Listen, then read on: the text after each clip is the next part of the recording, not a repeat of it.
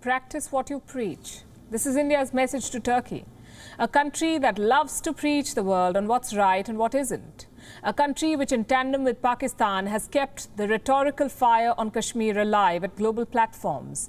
Up until now, New Delhi responded to Ankara's adventurism, keeping bilateral ties in mind. But this time, it pulled no punches. Let's tell you what happened. On Monday, the United Nations Human Rights Council began its 46th session. The foreign minister of each country took turns to speak. India's External Affairs Minister, Dr. S. Jaishankar, spoke about terrorism, the pandemic and vaccines. America's Secretary of State, Antony Blinken, spoke about democracy, peace and stability. And the Turkish Foreign Minister decided to score a self-goal. He spoke about Kashmir. Mevlut Çavuşoğlu, that's what he's called, tried to target New Delhi over the Kashmir issue. He claimed that India was trampling on the rights of Kashmiris, but he made no mention of Pakistan's state-sponsored terrorism in the region. The Pakistani embassy in Turkey could not be happier. It tweeted the Turkish foreign minister's speech. With the collusion evident, India decided to hit back. Seema Pujani, India's second secretary at the United Nations, did not mince words.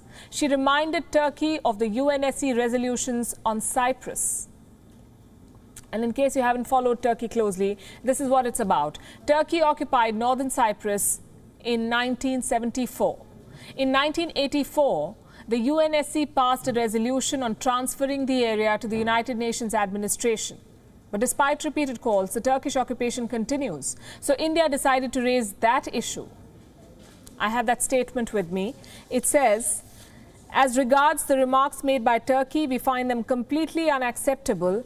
It is ironical for a country which has trampled upon its own civil society to pass unjustified comments on others' internal matters. As far as the subject of UN resolutions is concerned, we would advise Turkey to practice what it preaches by first implementing those UN resolutions that apply to it. It's a very strongly worded statement, one that Turkey would do well to remember the next time it decides to target India at Pakistan's behest. That said, this is not the first time that Turkey has tried to target India over Kashmir. The Turkish president, Recep Tayyip Erdogan, has never wasted an opportunity to raise the Kashmir issue. In 2017, Erdogan traveled to India, and ahead of his arrival in New Delhi, we interviewed him. You know what he told WION? He sought Turkey's role in the Kashmir conflict. He tried to intervene in a bilateral issue by suggesting a multilateral dialogue. And he said this just days before he was to land in India as a guest.